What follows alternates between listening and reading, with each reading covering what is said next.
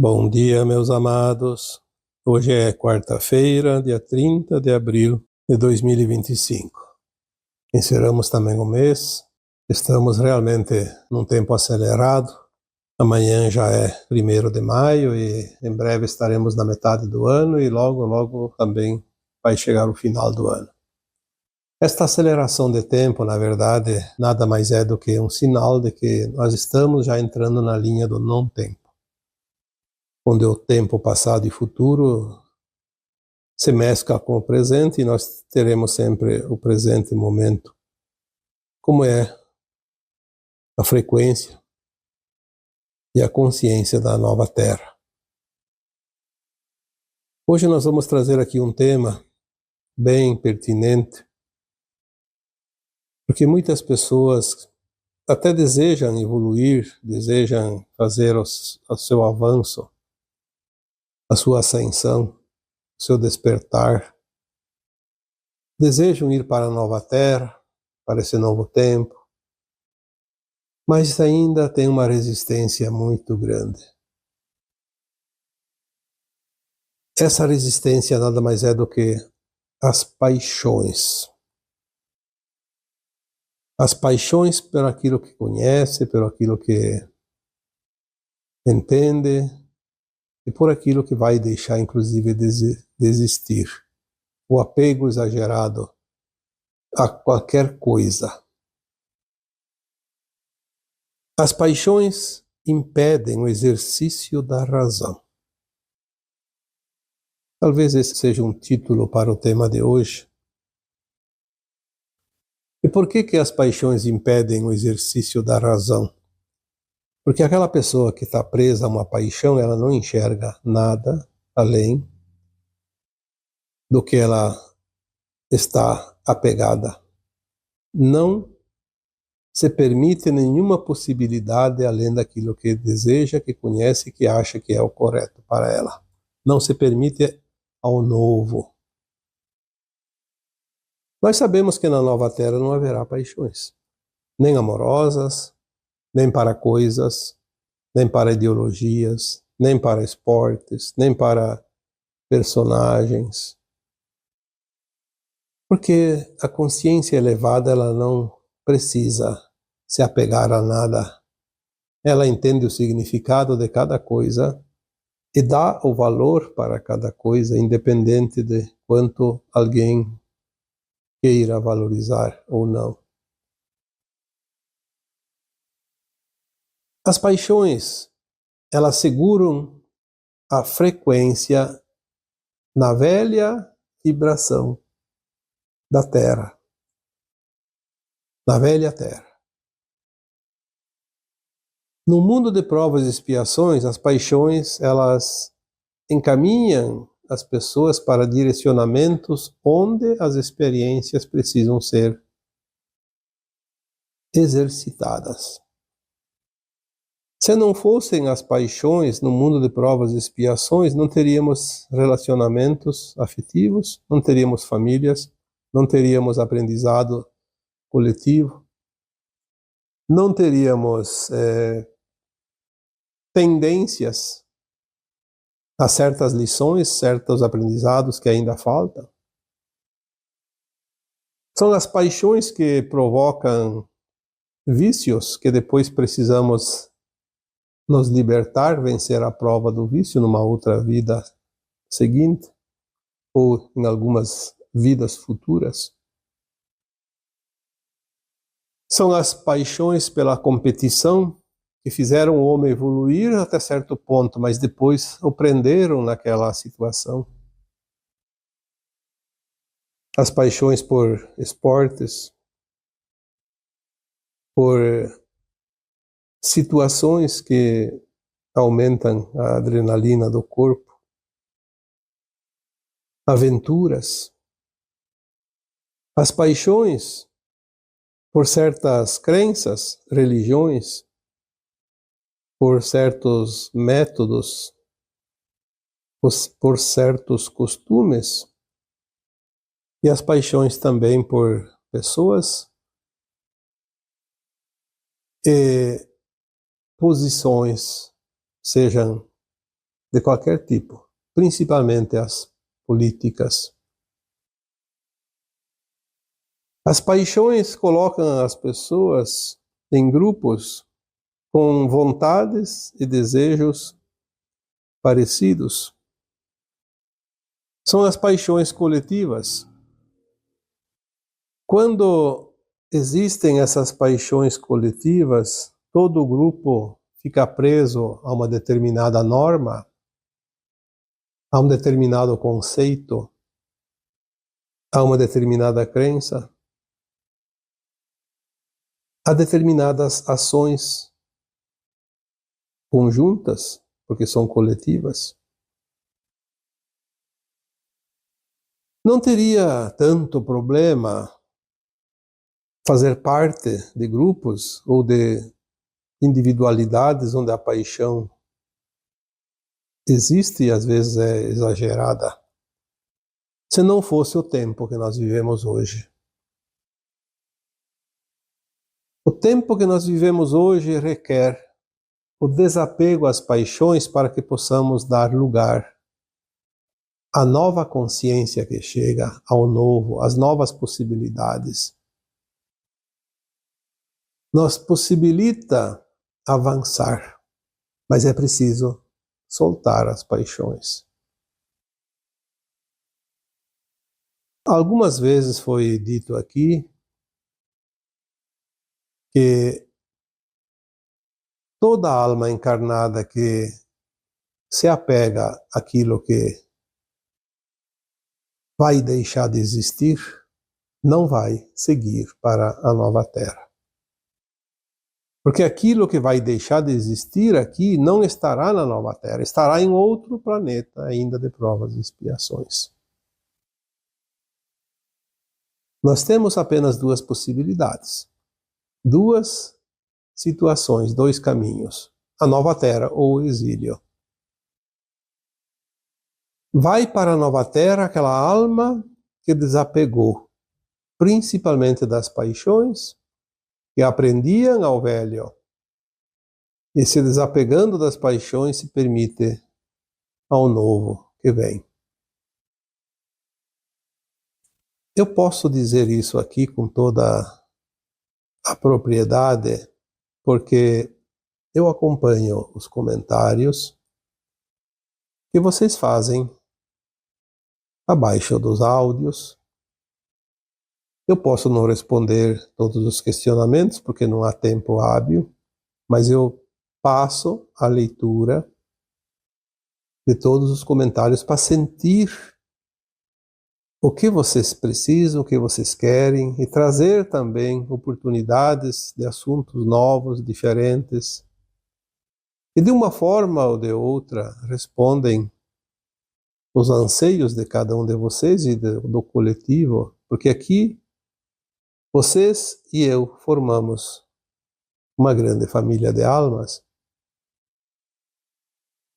Até muitos que participam aqui deste grupo e que não concordam, não só com alguns temas, mas na maioria dos temas. Tem aquele grupinho do fundo da sala de aula que vai para a escola para fazer brincadeiras, para se divertir, até para bagunçar um pouco, mas não estão interessados, assim, pelo menos não têm um interesse profundo no aprendizado. Mas um dia eles também aprendem alguma coisa.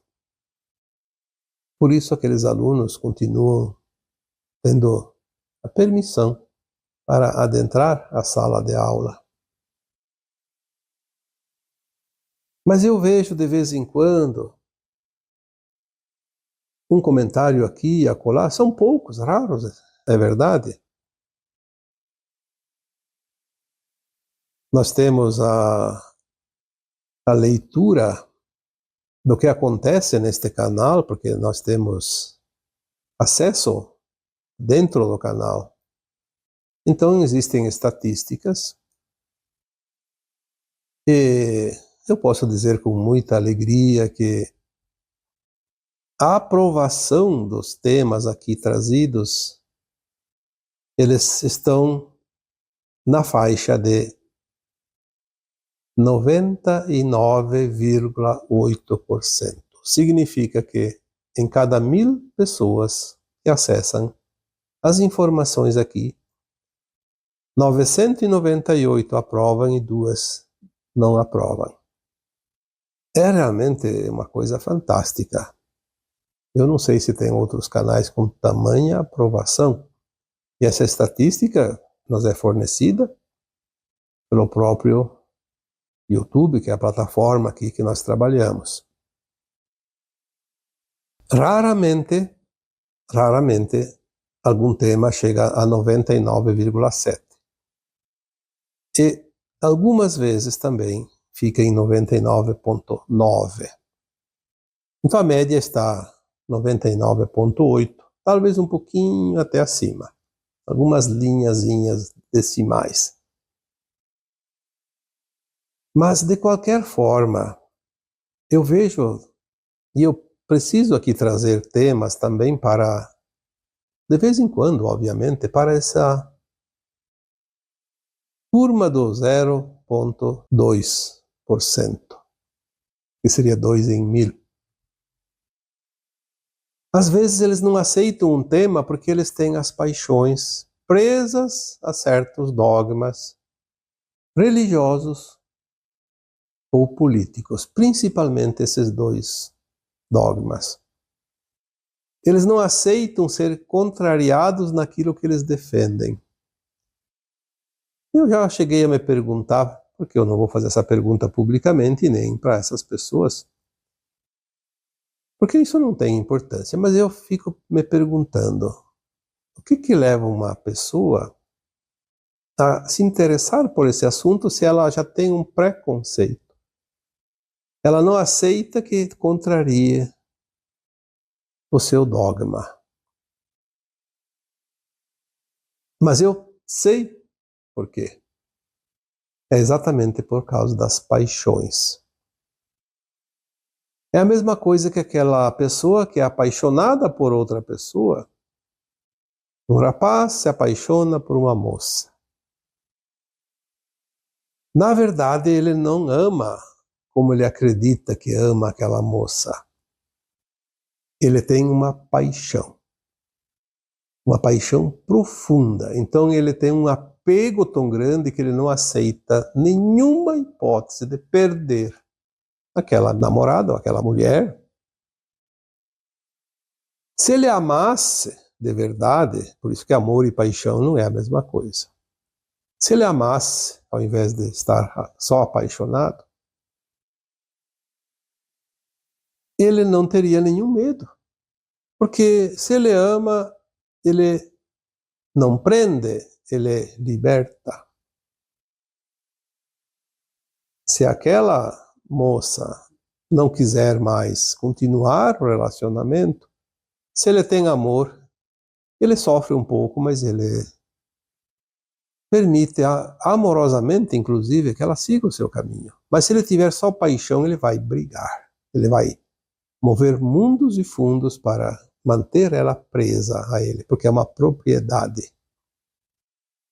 Então a paixão, ela é uma energia que serve em todas as circunstâncias, inclusive as políticas, as esportivas,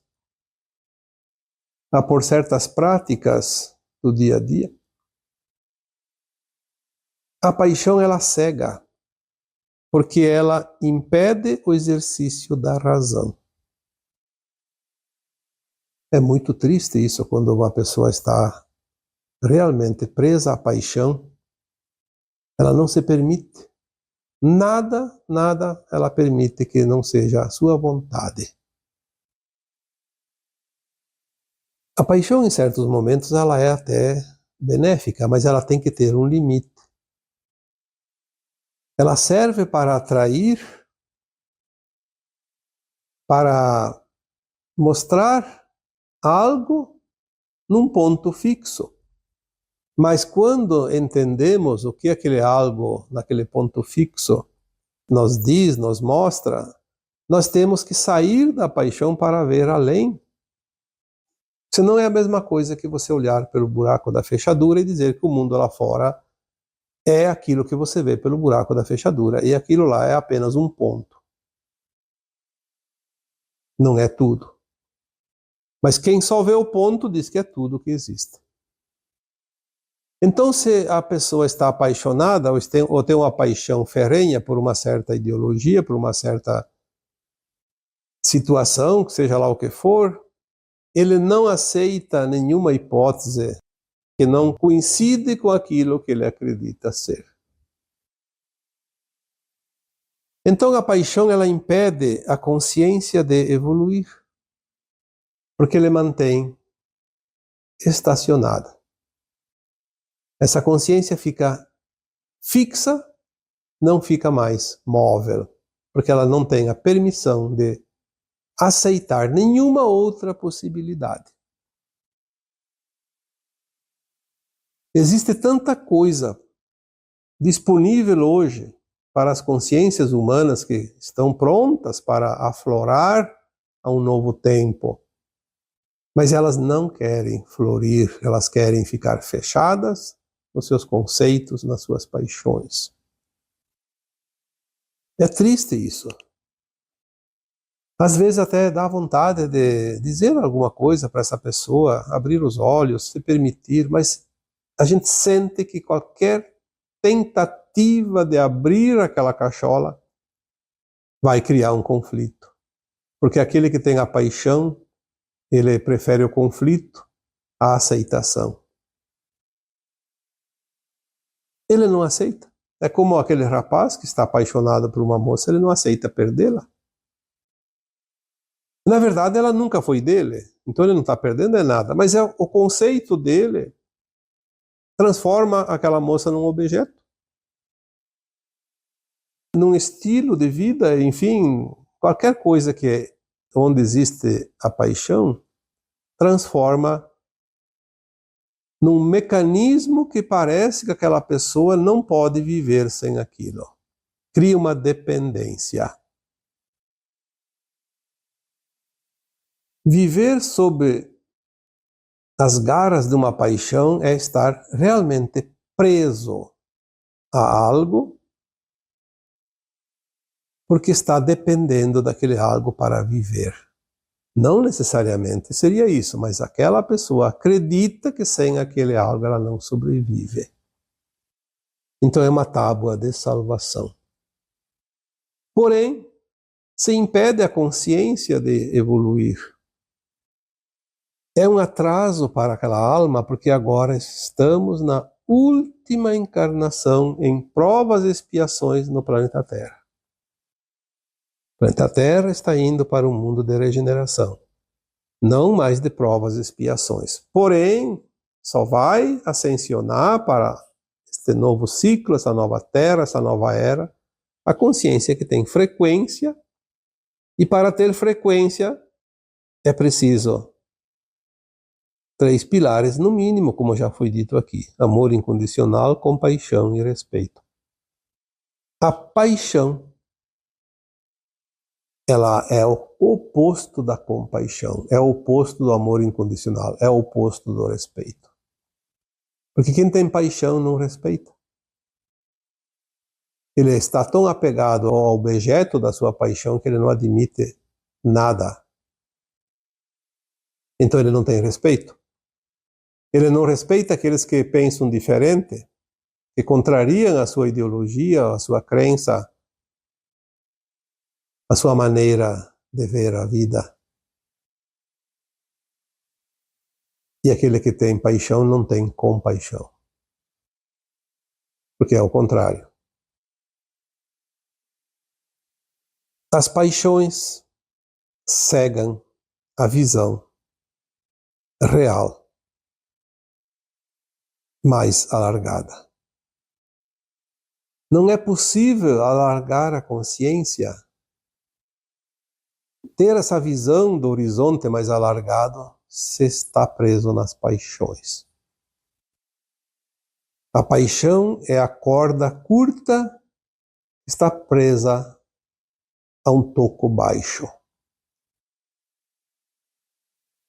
próximo à raiz da árvore.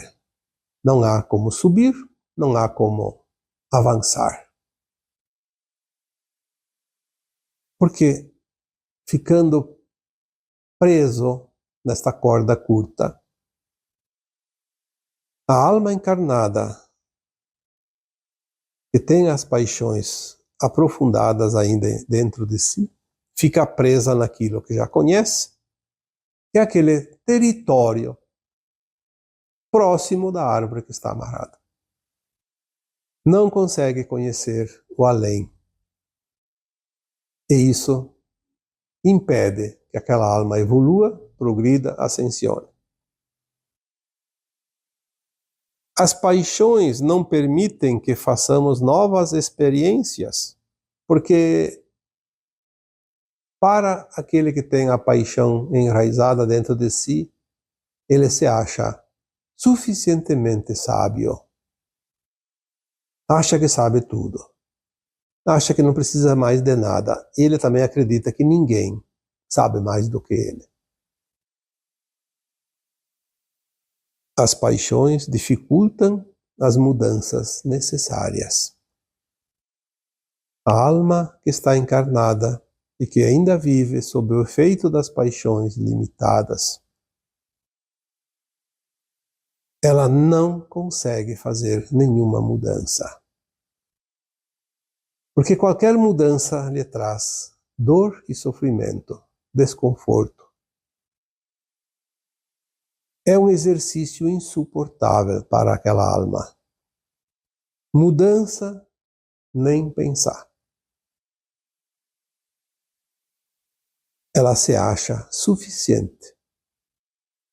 Ninguém vai contrariar ela porque ela não aceita, em hipótese alguma, qualquer oportunidade de avançar no seu conhecimento. Não quer realmente fazer nenhuma mudança, mesmo as mais necessárias. A alma encarnada, presa à paixão, ela não aceita a revisão da sua própria consciência. Ela não admite que tenha errado e nem que está no caminho contrário à luz. Ela não admite os erros. Ela não admite falhas. Ela está sempre correta porque a paixão cega. Então ela não vê nada. Está tudo certo. Está tudo escuro mesmo. No escuro, como diz o ditado, todos os gatos são pardos. Não há diferença de nada. Por isso, a alma presa às paixões não aceita nem sequer pensar em revisar a sua consciência. Também não aceita a verdade. A única verdade que existe é a verdade dela. É impossível que alguém convença de qualquer coisa, porque ela não aceita a verdade. Se ela é dona da verdade, ela está apaixonada por si mesma. Como se fosse a única alma do planeta Terra, possuidora desta verdade. E com tudo isso, podemos dizer que as paixões travam a ascensão. Está tudo embalado para ascensionar, mas está aquela paixão lá com uma trava, como um freio de mão puxado. Não vai conseguir avançar, porque a paixão não permite. Esta é a última encarnação, é a última oportunidade nas provas e expiações para fazer a mudança. Junto com o planeta Terra, que faz a sua transição, as almas podem fazer a ascensão. Mas não quer. E se não quer, não há ninguém que possa fazer ela trocar de posição. Fica travada. O mundo gira, mas ela vai ficar lá, como um espeto fincado na grama. Não sai do lugar de jeito nenhum. A alma que está presa a paixões tem uma grande dificuldade de resgatar os seus débitos do passado, os seus karmas, porque ela não aceita nada. Se ela não quer mudança, se ela não quer expandir a consciência, se ela não quer compreender, se ela não quer nada, ela só aceita a ideia fixa dela, como ela vai compreender os resgates necessários? E sem os resgates necessários, ela não consegue a frequência para ascensionar. Está pendente, está devedora. Não adianta brigar com o destino, brigar com o Deus, brigar com o Criador, brigar com quem quer que seja. Não adianta discutir, inclusive, aqui, nos comentários. Não vai resolver o problema. A consciência que vai ascensionar, porque a alma é a consciência. Não é o corpo físico que vai ascensionar. É uma consciência de uma velha alma que já tem experiências suficientes para entender a vida no mundo de provas e expiações. A lei do retorno, a lei de causa e efeito, a lei da ação e reação, que é tudo a mesma coisa. Sem compreender isso, pode se apaixonar por o que quer que seja, mas não vai ter oportunidade, porque não se permite nem a aceitação daquilo que ela precisa passar. Ela é sempre culpa dos outros, menos dela. É culpa dos trevosos, é culpa do vizinho, é culpa dos pais, é culpa dos irmãos, é culpa do marido, da esposa, é culpa do empregador, do patrão, é culpa do governo, é culpa de qualquer um, menos dela própria. Aquela alma presa à paixão, ela nunca admite a culpa. Ela nunca admite o erro. É claro que não precisamos sentir culpa, e nem o erro é erro. Mas temos que aceitar que tudo é experiência, tudo é aprendizado e compreender que se falhamos, reconhecer que aquele caminho não é o ideal e fazer outro caminho. Parece difícil, mas não é difícil. Qual é a resistência? A resistência é a paixão. A paixão enraizada. E as paixões impedindo os resgates, que é o nosso histórico negativo, é preciso harmonizar, é preciso equilibrar, fechar essa contabilidade da vida. Se não fizermos isso, fechamos no negativo, e no negativo não se sobe. O negativo desce, como uma balança. Uma balança comercial, positivo e negativo. O positivo sempre sobe, o negativo sempre desce. E as paixões também nos remetem a mais experiências em provas e expiações. Se a paixão impede as melhorias, sem as melhorias, é preciso mais experiências. A nova Terra não vai oferecer mais oportunidade de experiência para quem ainda precisa das provas e expiações. Temos esta encarnação para resolver essas pendências.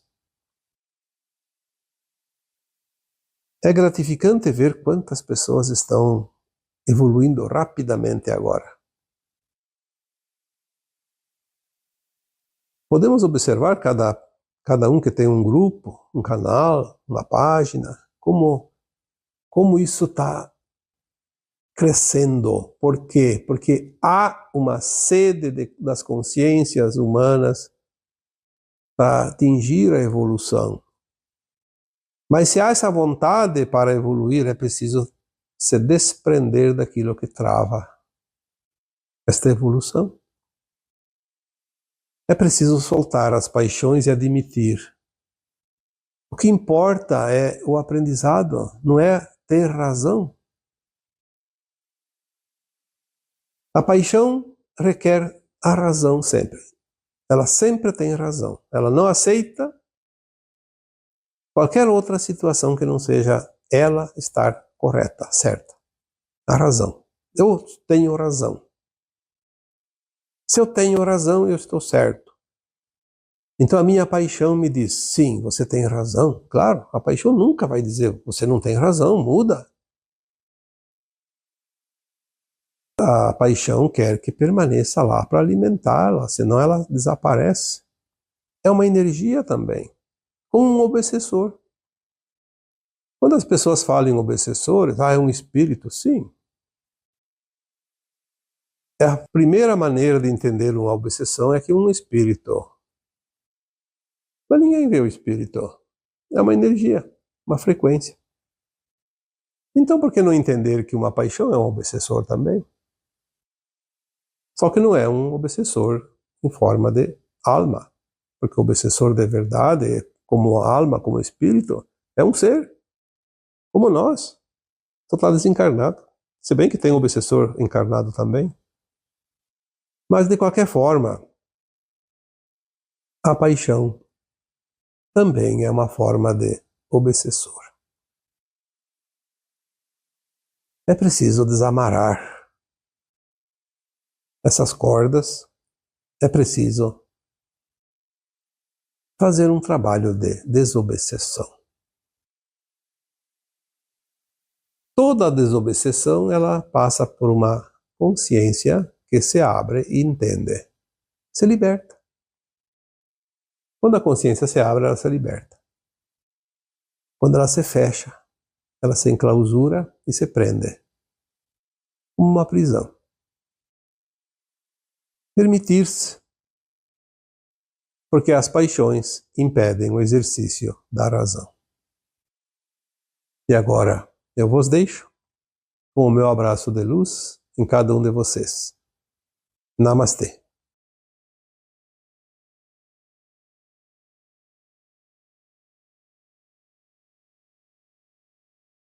Bom dia, meus amados. Hoje é segunda-feira, dia 28 de abril de 2025. Vamos aqui trazer uma pergunta do Elisiar da Silva. Diz o seguinte: o senhor fez algum vídeo sobre Nibiru? Gostaria de assistir. Caso não tenha feito, se for possível, faça. Sobre este assunto, há 30 anos li um livro a respeito e nos últimos 5 anos voltou forte este assunto. Gostaria que o senhor falasse a respeito.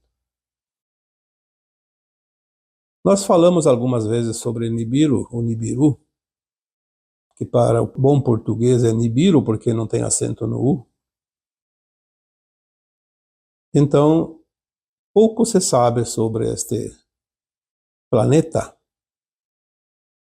Muitos chamam de Hercólubus, outros de planeta Chupão, planeta X, e na verdade, pelo que nós temos de informações, Nibiru não tem nada a ver com Hercólubus. Pode ser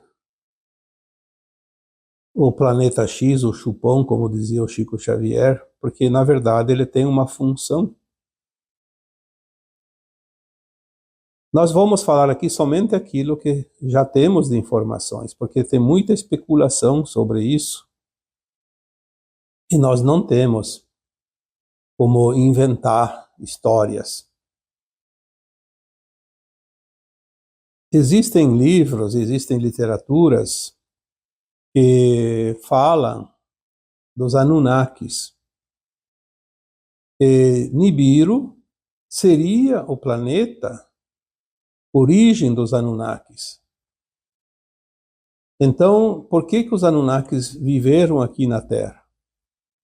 Um certo tempo. Uma civilização, que dizem que já passou, obviamente. Algumas referências, eu acredito que sejam lógicas e que podem simplesmente trazer, sim, a informação sobre os Anunnakis em relação a Nibiru. Naquele livro, Agenda Pleiadiana, da Barbara Ann Clow, já falei bastante desse livro, porque a Bárbara é uma contatada das Pleiades. Uma pessoa como nós, mas que tem o contato diretamente com as Pleiades, principalmente com a Biblioteca Central de Alcione. Alcione é a estrela central, ou seja, o sol central das Pleiades. Lá existe uma referência muito importante sobre esse Nibiru. Não somente sobre Nibiru, mas sobre os 12 planetas do Sistema Solar, o nosso Sistema Solar. Quando eu estudei no meu tempo de escola, existia a ciência e que nos trazia que o nosso Sol tinha 9 planetas: Mercúrio, Vênus, Marte, Terra, Júpiter, Saturno, Urano, Netuno e Plutão. Mas agora, de uns tempos para cá, me parece que tiraram o Plutão da condição de planeta e rebaixaram ele a não sei o quê. Então dizem que tem 8. Por que os pleiadianos nos informam que o nosso sistema solar, que não faz parte das Pleiades, ele circunda as Pleiades, mas o nosso Sol seria a 8ª estrela das Pleiades, porque as Pleiades são formadas por 7 estrelas principais, 7 sóis.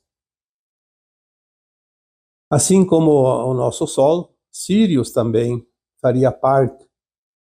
Mas isso não tem importância. O que importa é que a informação que eles nos trazem é que o nosso sistema solar tem 12 planetas. Além dos 9 que eu aprendi no meu tempo de escola, porque em algum lugar esse Plutão deve existir. Então ele não foi simplesmente ignorado. Talvez colocaram ele como um astro de um outro sistema. Mas ele, segundo os pleiadianos, é do sistema solar nosso e é um planeta. Aí nós teríamos um outro planeta do sistema que ainda não é admitido pela ciência, mas ele faz parte, que é Quiron. E temos também um outro planeta que deixou de existir como planeta inteiro, porque ele se fragmentou na explosão, que era conhecido como Maldek, e que agora faz parte do cinturão de asteroides, porque ele se fragmentou. Então ele virou um cinturão de asteroides. Então teríamos 10º o Quiron, 11º Maldek, que ainda existe porque ele está em pedaços, mas ele existe. Ele forma ainda aquela energia, aquele grupo energético que era parte do planeta Maldek e agora é o cinturão de asteroides. E o 12º planeta do nosso sistema solar seria Nibiru. Nibiru, na verdade, ele é um planeta estranho, porque ele tem uma órbita elíptica na forma, vamos comparar aqui, de um ovo. E esta órbita abrange 2 sóis, o nosso Sol e Sírius também. Sírius A, porque o Sírius B não é um Sol. Então, Nibiru é um planeta com 2 sóis.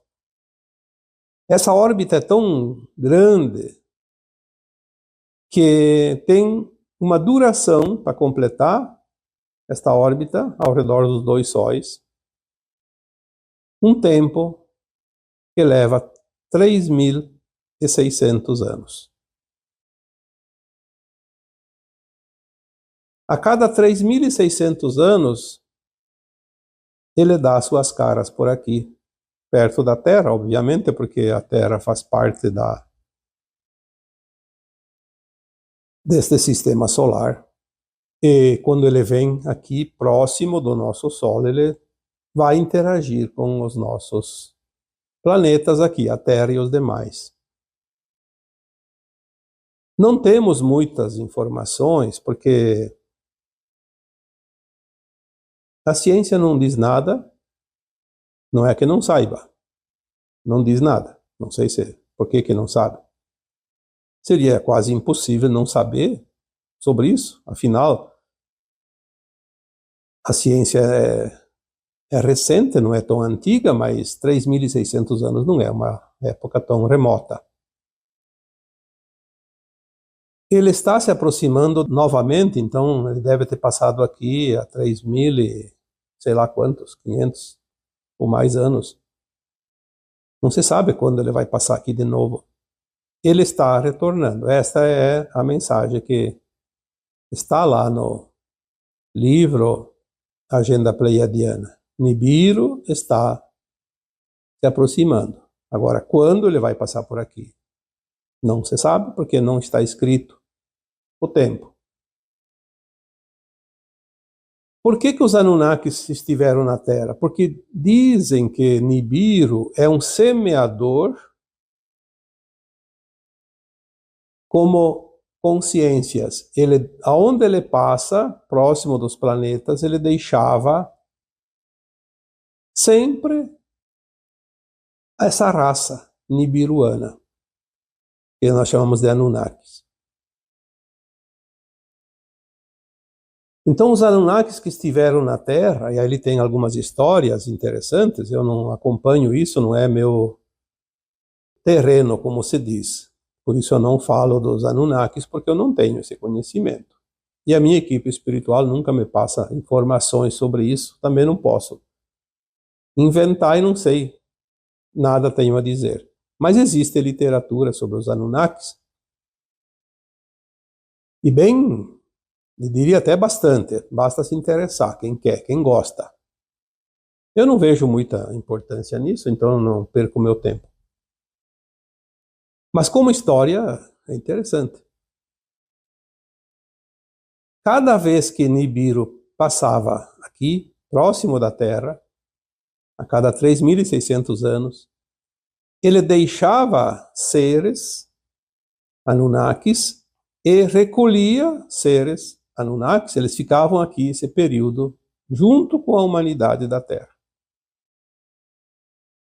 Por isso as histórias dos Anunnakis contam que muitos Anunnakis viveram aqui, né? Tem aquela história de Anu, do Enlil, do Enki, não sei mais quem. Então, são as histórias. Como os planetas, as estrelas, as galáxias recebem sementes, como sempre dizemos, consciências. A consciência é uma semente que vem da fonte. Ela é espalhada pela luz. Mas existe também as naves, existem os planetas, as estrelas, tudo é movimento, e esse movimento ajuda a espalhar melhor essas consciências, essas raças galácticas, intergalácticas também. E Nibiru tinha esse papel de fazer essa semeadura em 2 sistemas solares. Nos planetas que abrangem e compreendem o sistema solar nosso e também o sistema solar de Sírius. Alguns falam que Nibiru é o Hercólogos. Eu acho que esse Hercólogos nem existe. É uma ficção. É uma opinião minha. Não posso aqui dar como informação. Mas existe um outro planeta que provavelmente existe, porque o próprio Chico Xavier falava desse planeta. O planeta Chupão, ou o planeta X. Por que Chupão? Porque ele, quando passava, recolhia. Mas se ele passava aqui e recolhia alguma coisa, deixada na última viagem, como se diz, na última visita, será que este planeta Chupão não é, então, Nibiru? Eu estou aqui falando pela lógica. Eu não costumo trazer aqui assuntos que eu não tenho a certeza da informação que eu recebo. Quando eu recebo e é autorizado a passar, obviamente, trazemos aqui as informações. Estamos aqui apenas respondendo uma pergunta do Eliasiar da Silva. Então, como nós vamos ter a certeza de uma coisa que não temos conhecimento? Aquilo que nos é passado através de alguma informação, como o livro Agenda Pleiadiana, fala de Nibiru. Então vamos aqui falar que este planeta existe. Porque não é possível que uma informação que venha da Biblioteca Central de Alcione, que guarda todas as memórias do planeta Terra, principalmente, provavelmente de todos os sistemas solares que compõem as Pleiades e mais Sírios e mais o nosso Sol.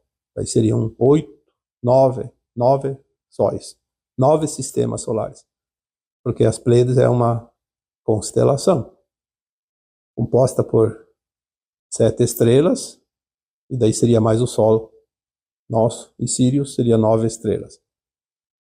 Fazendo esta análise, se tudo está gravado lá, tudo está registrado.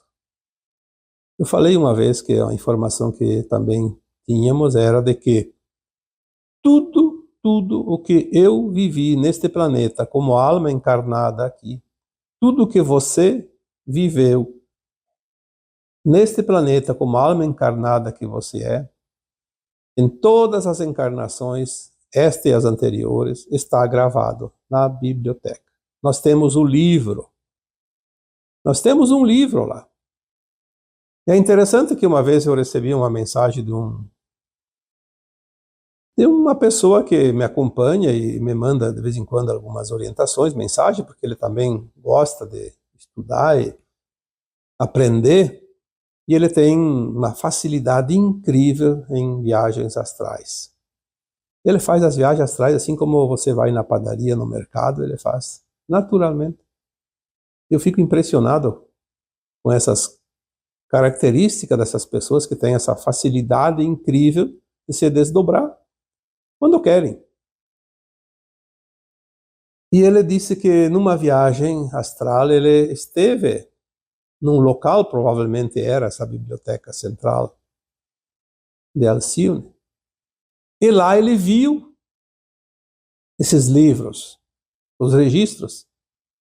Interessante que ele disse que viu o meu livro, então ele me contou algumas coisas que estavam naquele meu livro. E eu fiquei impressionado porque certas coisas de fato batiam como uma réplica exatamente daquilo que eu vivo nesta encarnação, pelo menos, porque das anteriores ainda não lembramos muita coisa, quase nada. E de fato sim tem essa biblioteca onde há os registros. Se há os registros das pessoas, há o registro dos acontecimentos, provavelmente lá cada fato que aconteceu nesse planeta, desde uma enchente, desde um furacão, desde uma guerra, sem contar o afundamento de Atlântida, Lemúria, que também é o antigo continente Mu, que foi anterior à Lemúria. Está tudo registrado. Obviamente que esses livros provavelmente são registros de consciência, porque como registrar num livro isso tudo? Assim como a nossa consciência tem os registros das vidas passadas. Está lá no subconsciente. Nada se perde. Tudo se transforma o tempo todo. Eu acho que sobre Nibiru eu não tenho mais nada a acrescentar, porque além disso que eu estou dizendo aqui, eu nada sei.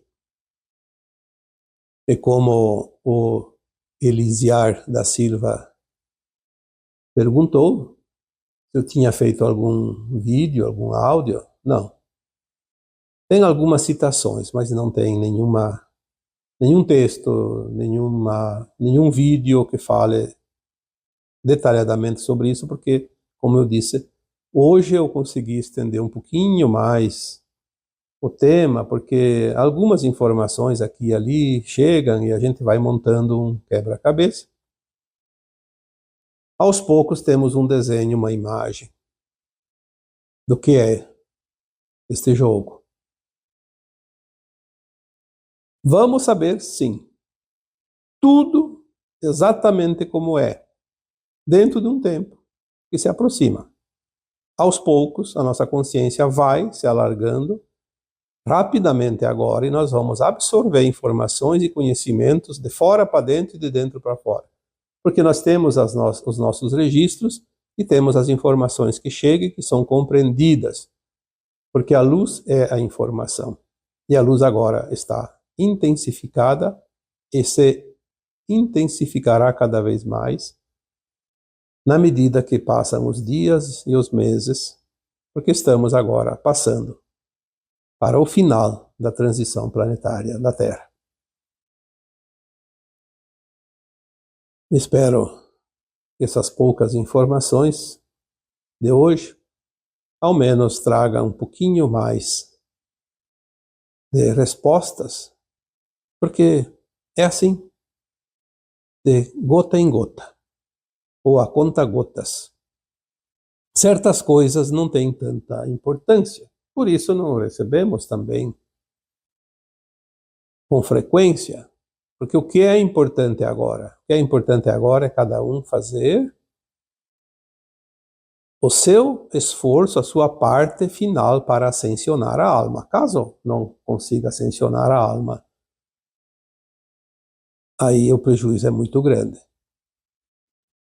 Se fizer a ascensão, todas as respostas, não somente das dúvidas de hoje, mas também de todas aquelas que a gente nem sabe que são possíveis, todas essas respostas virão naturalmente, sem que ninguém nos diga, porque nós vamos ter acesso a cada uma na medida que a nossa consciência se eleva.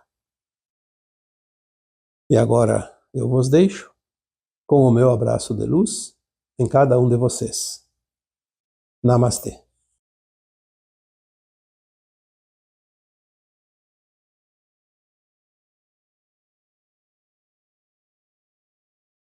Bom dia, meus amados. Hoje é sábado, 26 de abril de 2025. Está havendo uma solicitação bastante elevada de questionamentos, de perguntas, de respostas.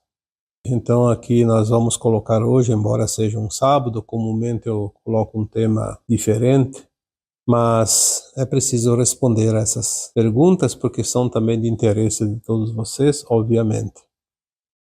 Eu não colocaria aqui um áudio, um vídeo, somente para atender uma pessoa, num assunto que poderia ser apenas teoricamente particular. Procuramos aqui sempre trazer as mensagens que vão trazer também orientações para todos vocês que acompanham este canal. Hoje nós vamos trazer 3 assuntos. O primeiro é uma questão trazida pela Silvia Nicola. Como se colocar como filho de Deus? Muitos de vocês, eu diria de nós, porque eu também estou incluído no grupo, aprendemos lá no começo, alguns anos atrás, quando a gente era jovem, nossos pais levavam os seus filhos para as igrejas. Dificilmente tinha uma família que poderia se dizer que era completamente ateu, sem uma religião qualquer. Hoje não é tão assim, porque tem muitas pessoas que realmente não se interessam por nenhuma religião, inclusive pais e famílias inteiras.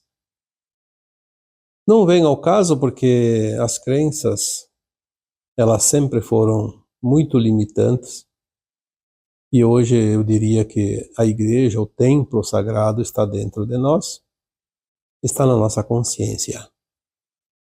Então, seguir uma religião A, B, C ou D não significa nada se a pessoa não tem um pouquinho de discernimento do que é um templo sagrado, o que é seguir um ensinamento dentro da religiosidade.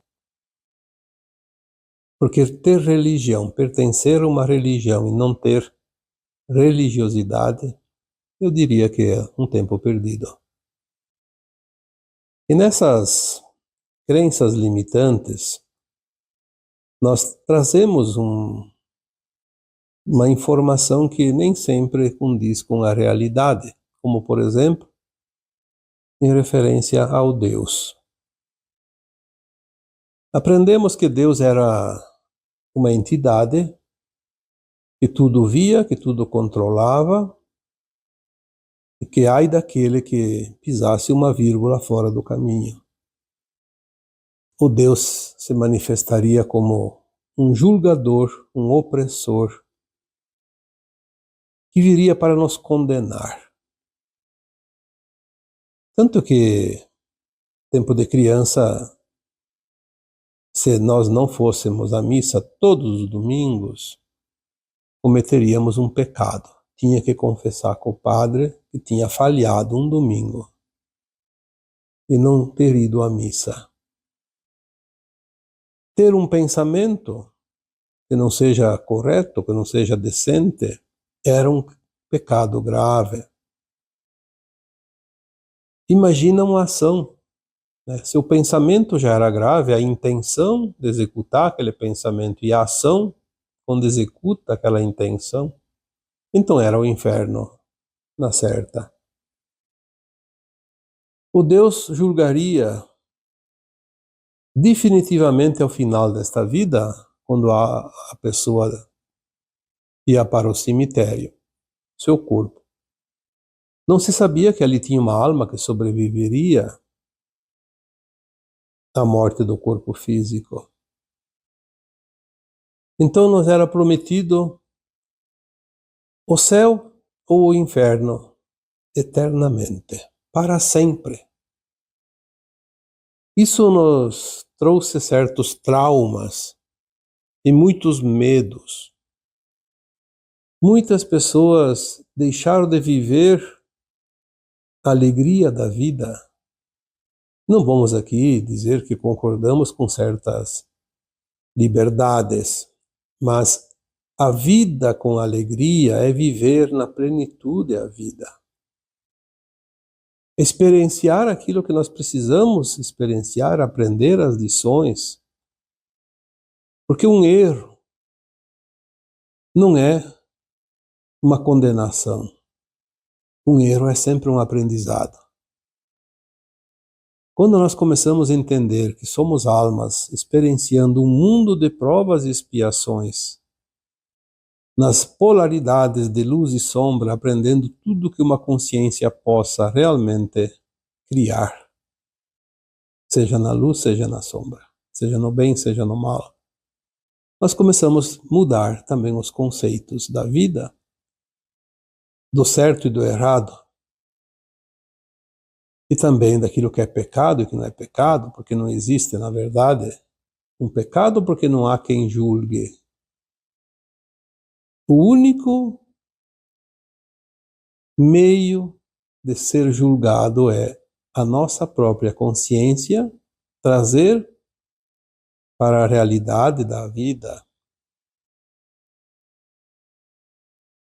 aquilo que é determinante dali em diante.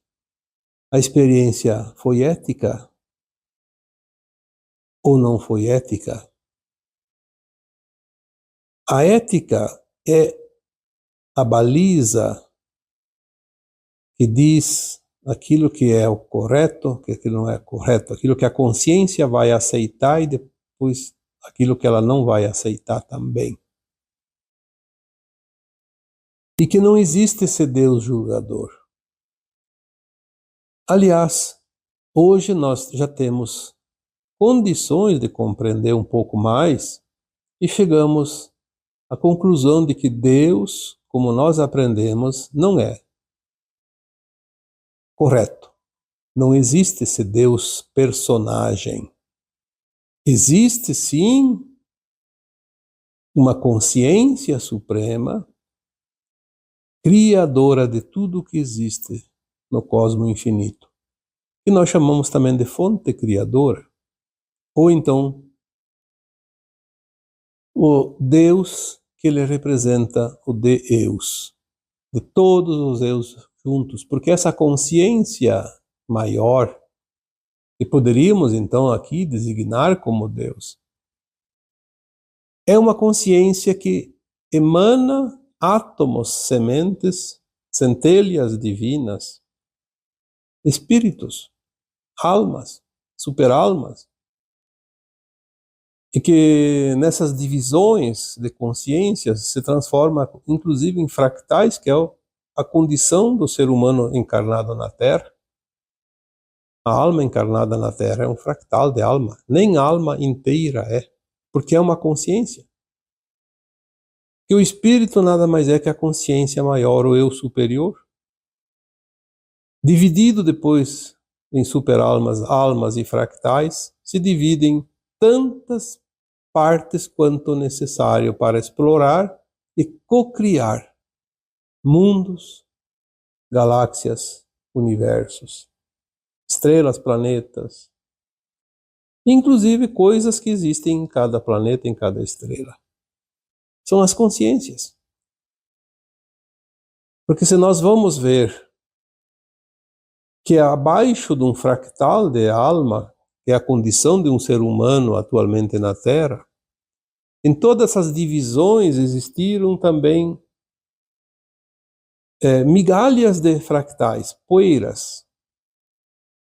Como se você fosse, já coloquei aqui esses tempos um exemplo de serrar uma tábua para fazer alguma caixa ou algum outro tipo de produto, e aquela serragem não tem o que fazer, mas não tinha o que fazer. Hoje sabe-se que se pega a serragem, se aglomera e faz os aglomerados.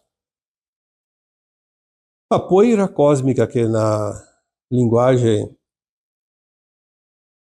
extraterrestre ou galáctica se conhece como Stardust, que é uma palavra em inglês, na verdade, mas é a informação que chega sempre, não importa a língua que é usada.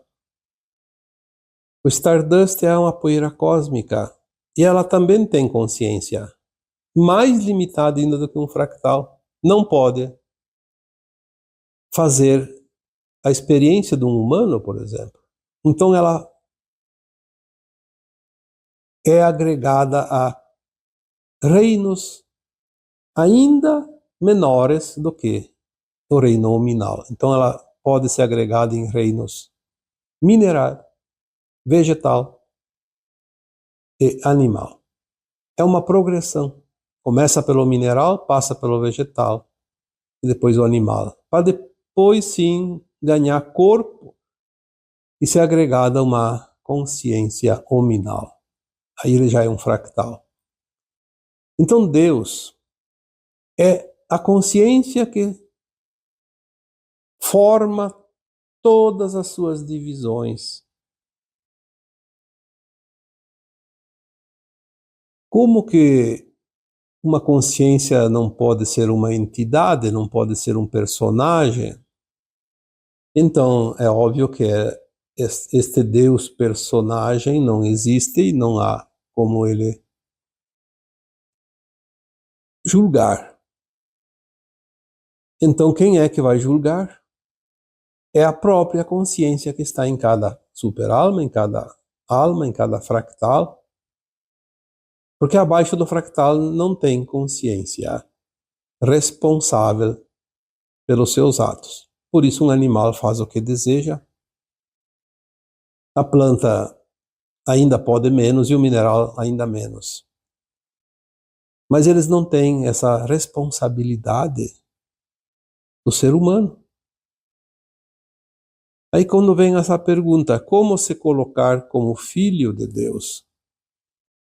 Bom, então depois desta explicação, fica mais fácil. Você já está se colocando como parte da consciência maior.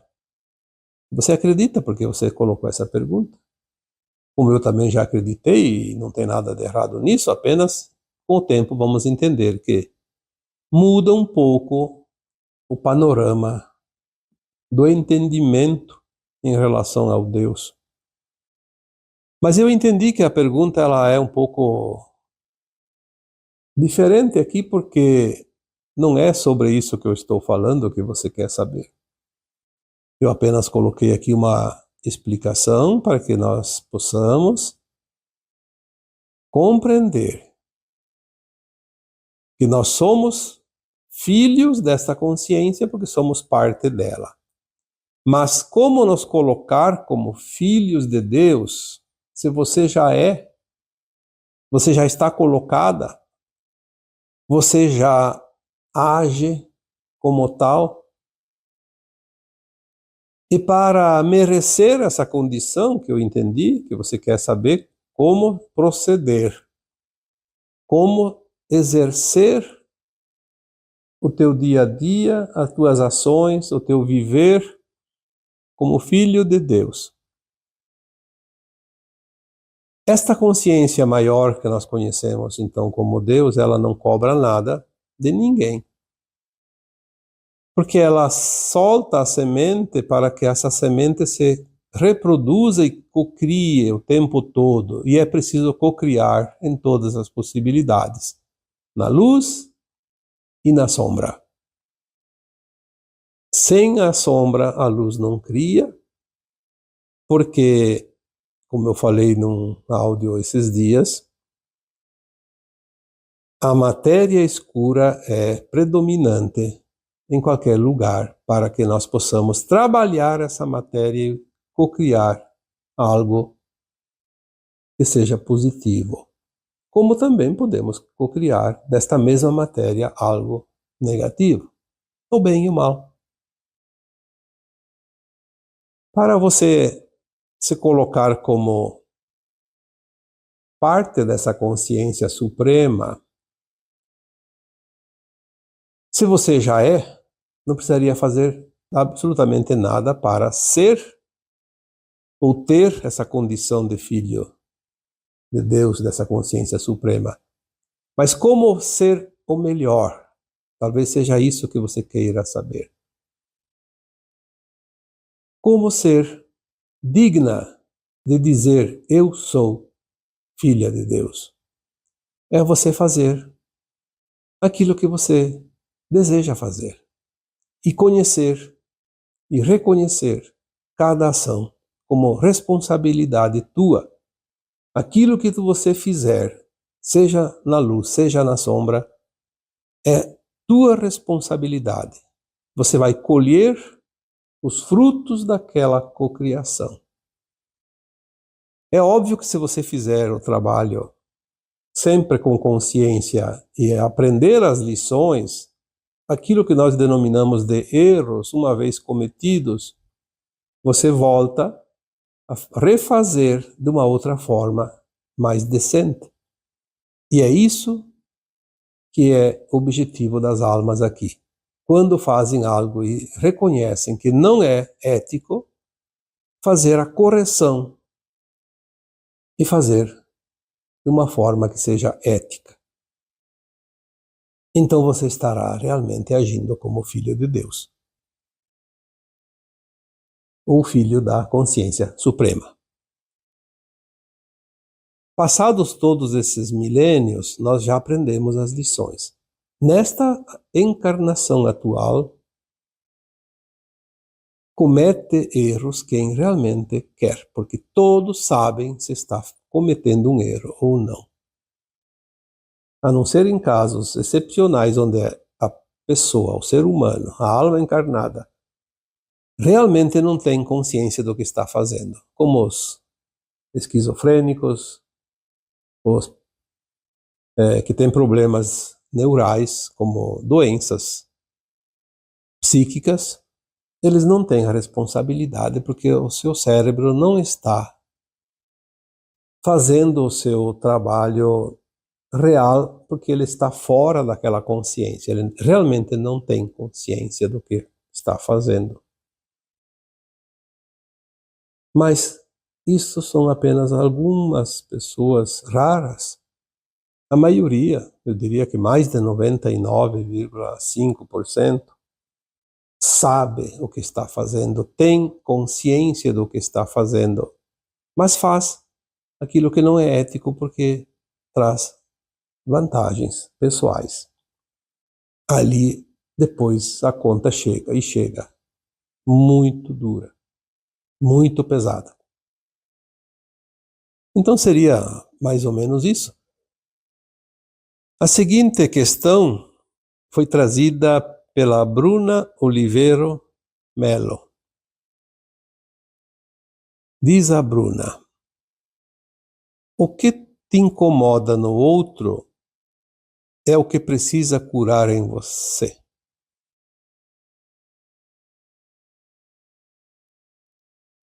Bom, ela pede como proceder, como entender isso. Como assim? O que te incomoda no outro é o que você precisa curar em você. Nós falamos muitas vezes do espelhamento. Todos nós temos a luz e a sombra, todos nós temos aprendizado naquilo que consideramos ético e não ético. Todos nós temos experiências de muitas vidas, muitas encarnações neste planeta de provas e expiações. Aprendemos as duras penas, mas também aprendemos às vezes praticando o bem. E quando erramos a fórmula, como se diz, pagamos o preço. Para facilitar que cada alma encarnada consiga avançar mais rapidamente no seu progresso espiritual, na sua ascensão da sua alma. Existem mecanismos dentro das leis naturais, dentro das oportunidades que o universo nos coloca à disposição em cada momento, que é o trabalho em grupo. Por isso, agora o planeta está cheio de gente. Houve um tempo que o planeta tinha poucas almas encarnadas. Mal se conheciam porque viviam em cavernas, em tribos distantes. Mas na medida que foi crescendo a população, a aglomeração também aumentou, as cidades cresceram, os condomínios, os edifícios, as comunidades de bairros, enfim, as famílias aumentaram também, numa época, um grande número de filhos, cada família. Os grupos se trabalham entre si, porque nós não precisamos passar novamente por experiências que já sabemos como é o resultado. Por isso nós vemos pessoas cometendo atitudes ou tendo atitudes que sabemos que o resultado não será positivo. Não precisamos passar pela experiência. Temos dentro de nós a memória da experiência já vivida. Mas poderíamos ter esquecido, então vemos nos outros aquilo que não queremos. Aquilo que não queremos para nós, não queremos fazer, porque sabemos que não é correto, não é ético. Por isso que incomoda ver o outro fazendo algo. Atitudes no outro que me incomoda é porque aquilo ainda não está bem curado em mim. Pode ser um trauma de quando foi pago o resgate, a expiação. Porque se eu fiz um erro, cometi um erro que causou dor e sofrimento para algo, alguém, em algum momento, nesta vida ou em vidas passadas, depois vem a conta. E quando vem a conta, vem a dor. E a dor pode ter sido tão grande que causou um trauma. E quando vemos alguém cometendo erros, podemos ter essa lembrança, essa memória. E aquilo nos incomoda, porque traz a lembrança de uma dor. É como aquele marido ou aquela esposa que foi traído ou traída. Depois de um tempo, até parece que aquela ferida fecha, para de sangrar. Mas quando alguém lembra, diz, você lembra daquela vez que o teu marido te traiu, ou a tua esposa te traiu? A dor volta. E o que acontece? Aquela pessoa que foi traída fica com raiva daquela pessoa que lembrou, mexeu na ferida. Então, quando alguém faz algo que nos incomoda, é uma ferida dentro de nós que ainda sangra. Temos ainda uma lembrança, uma memória de algo que não gostamos de lembrar. Ainda dói. E não sabemos, não temos a lembrança da vida passada, mas incomoda. É por isso que nós vemos pessoas fazendo algo e nos incomodamos tanto. Por isso, então, o que te incomoda no outro é o que precisa curar em você. Nós não conseguimos ver o nosso rosto, por exemplo, sem a ajuda de um espelho. Nós podemos não estar vendo algo dentro de nós sem que um outro nos mostre aquela faceta interna. Curar em nós aquilo que vemos no outro é o curativo da ferida ainda exposta. Às vezes, tem hábitos que nós cometemos no dia a dia que são falhas. Nós reconhecemos a falha. E não aceitamos porque aquilo lá nos traz uma sensação desagradável. Vamos supor que eu tenha inveja de algo ou de alguém e eu não gosto de sentir inveja. Eu reconheço isso em mim, então eu não gosto. Mas eu não falo para ninguém, porque isso me deixa envergonhado, me deixa triste também, porque é uma falha. Ninguém gosta de ter falhas. Aí eu me deparo com uma pessoa invejosa e eu reconheço nela a inveja que ela tem porque ela está em mim. E eu não gosto daquela atitude daquela pessoa, porque ela me lembra aquilo que eu não gosto em mim. Então é sempre a mesma sequência. O outro me mostra uma situação que eu não quero reconhecer, ou que eu sinto dor ainda em mim, porque é uma ferida mal curada. Esta é a razão do porquê tanto nos incomodamos em ver no outro aquilo que eu preciso curar em mim.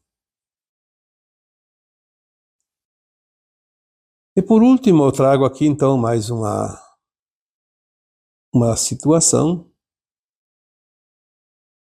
A pessoa anonimamente pediu, e eu não posso citar o nome dela.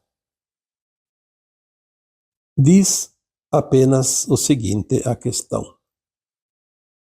Fale sobre a traição no casamento. Estou passando por uma situação idêntica e eu quero entender. Bom, traição não precisa ser só no casamento. Existe traição de sócios, traição de amizade, traição em família, entre irmãos, de pais para filhos, filhos para pais. Existe a traição entre pessoas que mal se conhecem.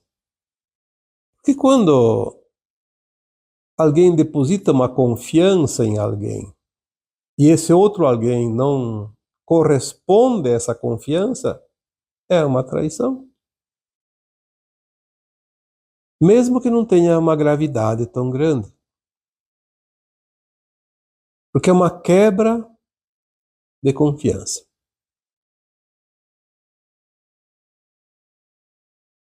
A confiança é uma fidelidade.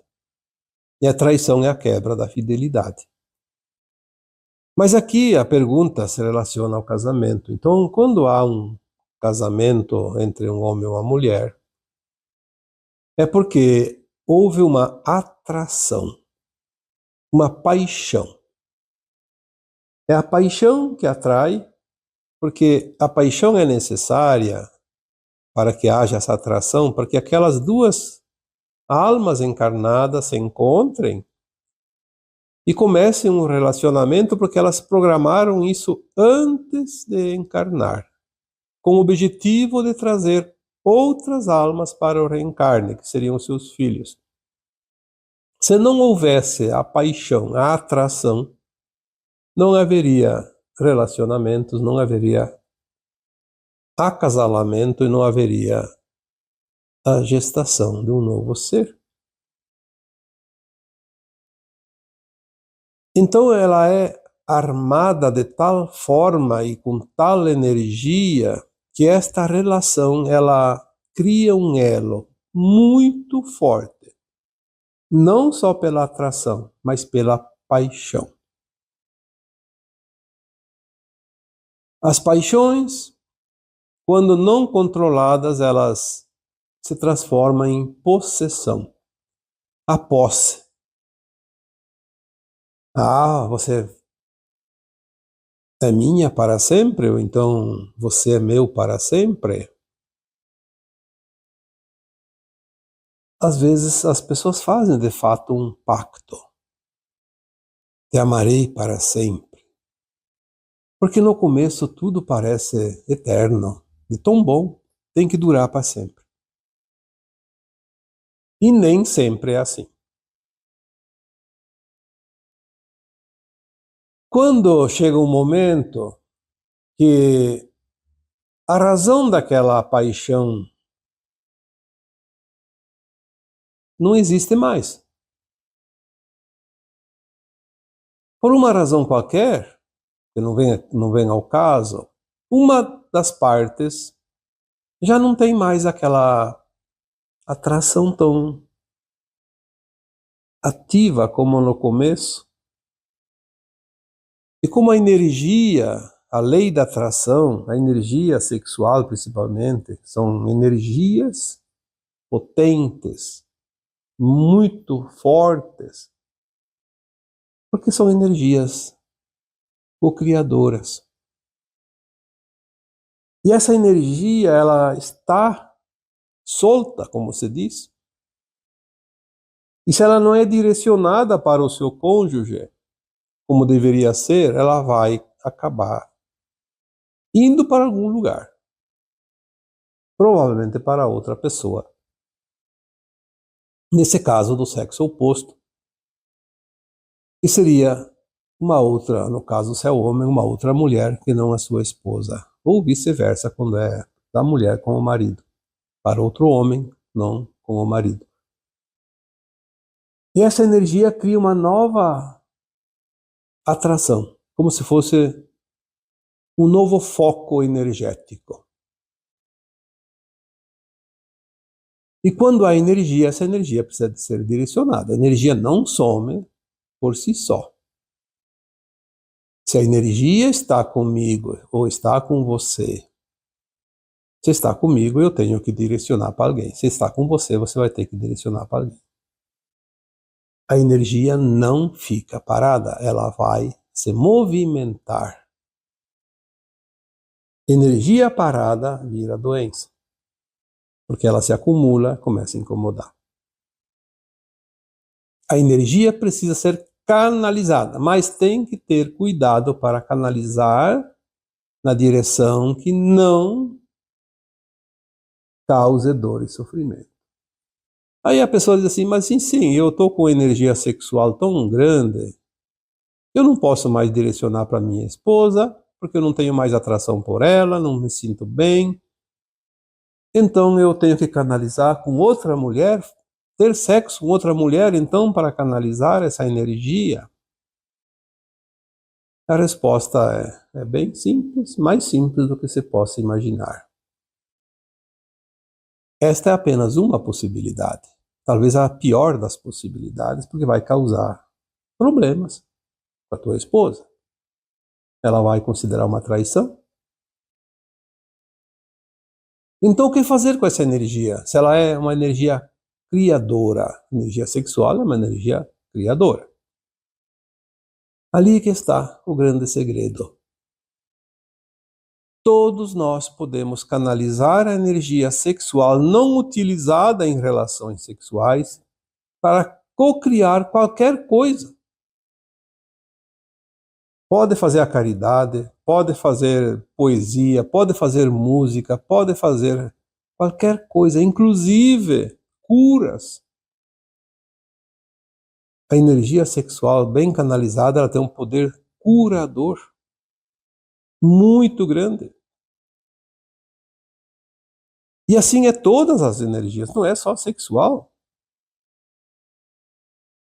Se eu tenho um dom, por exemplo, como muitas pessoas têm um dom mediúnico. Quantas pessoas têm canal mediúnico maravilhoso? É uma energia que precisa ser canalizada da forma e do jeito que um médium trabalha, servindo, de certa forma, outras pessoas e inclusive seres desencarnados, porque o médium é um medianeiro entre dois planos, o encarnado e o desencarnado, o mundo físico da matéria da Terra e o mundo astral. Aqui poderíamos dizer a terceira e a quarta dimensão e outras dimensões também. Se essa energia não for canalizada, o que acontece? O médium não consegue canalizar porque ele não quer, ele não aceita a mediunidade, então ele não canaliza essa energia para alguma coisa útil. Ele começa a ter problemas de saúde. A energia acumulada é como água, parada. Não tem uso, ela vai estagnar e vai começar a ter energia negativa. Ela se deteriora. A traição no casamento, segundo a pergunta aqui, é uma situação dolorosa quando nós não aceitamos que o outro está passando por uma experiência. Ele causou dor, porque a traição é uma dor, mas é uma experiência que ele precisava passar. Se ele já sabia, ele está repetindo. Como é repetir? Vai dobrar a conta. Ele quer saber como que é, a alma dele quer experienciar. Como é dobrar a aposta? Se ele gastava R$100 e não ganhava nada, ele gastou 200 e não vai ganhar nada, quer dizer, prejuízo dobrado. Então ele vai ter um prejuízo dobrado. Se ele já sabia que trair, depois ele tinha que pagar a conta, agora, sabendo disso, a conta vai dobrar. O karma vai dobrar. Então, quando alguém trai, o traído tem que olhar para o traidor e dizer assim: puxa vida, eu estou sofrendo, mas ele vai pagar uma conta muito grande. Aí a raiva fica pequena, porque o outro vai sofrer muito mais quando vier a conta. E mais ainda, o traído deve pensar: ninguém passa aquilo que não precisa passar. Se eu fui traído ou traída agora é porque numa vida passada eu cometi a traição, o adultério no caso. Eu nem sei, não lembro das vidas passadas, mas a minha alma antes de encarnar pediu para ser traída nessa vida para quitar aquela conta. Então eu paguei a conta. Tá duro, tá doendo, mas o outro ainda vai ter que pagar. Quando nós entendemos esse jogo, a dor fica menor.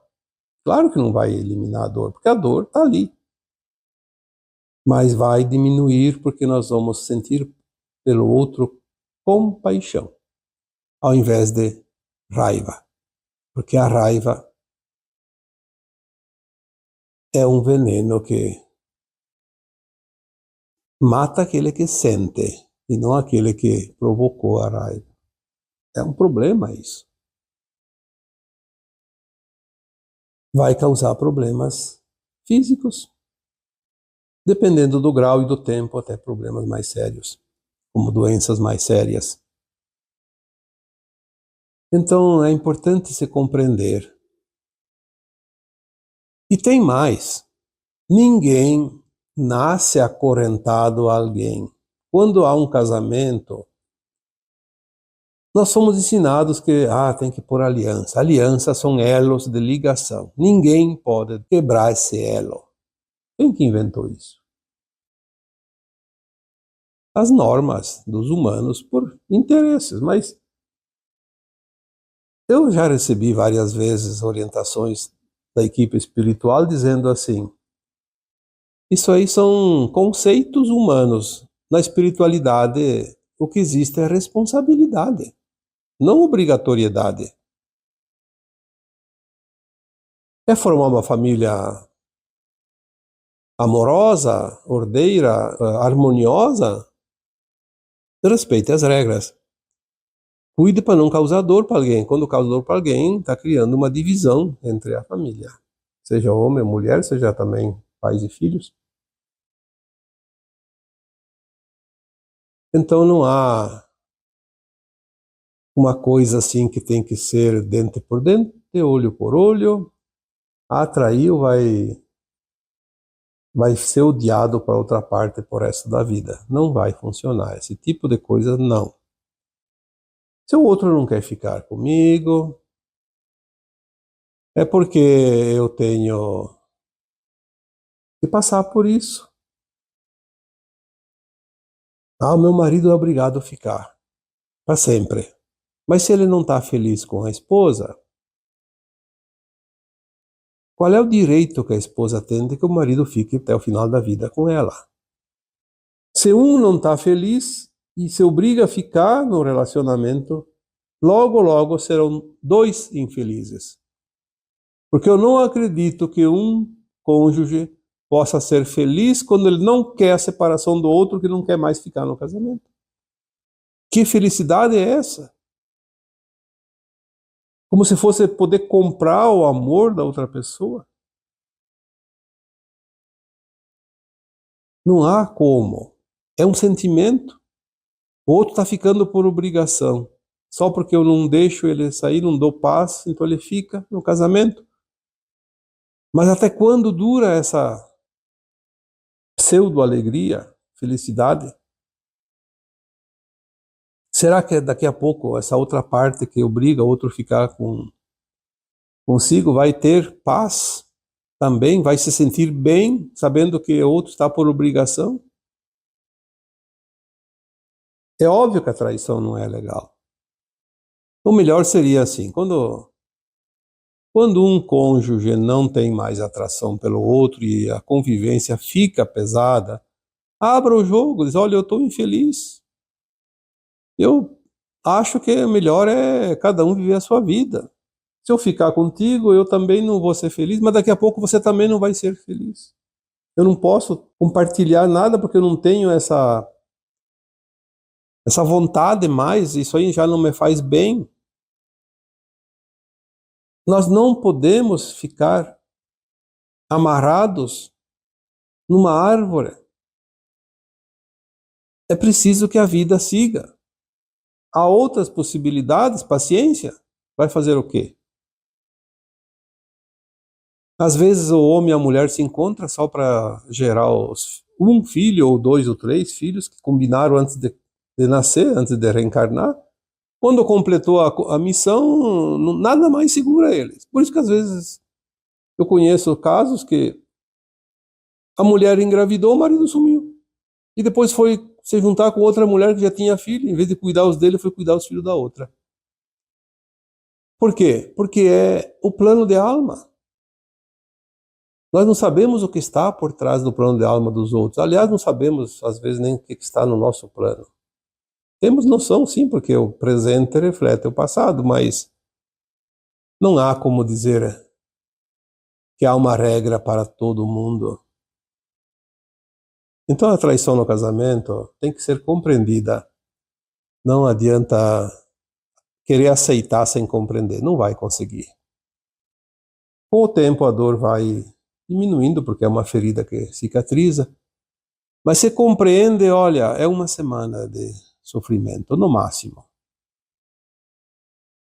Que, aliás, poderia ser apenas um dia. O tempo de compreender. Mas vamos dar uma semana. Compreender para aceitar. Compreender e aceitar e soltar. Como tudo. Quantas vezes foi falado isso? Tá bem? Então agora eu vos deixo com o meu abraço de luz em cada um de vocês. Namastê.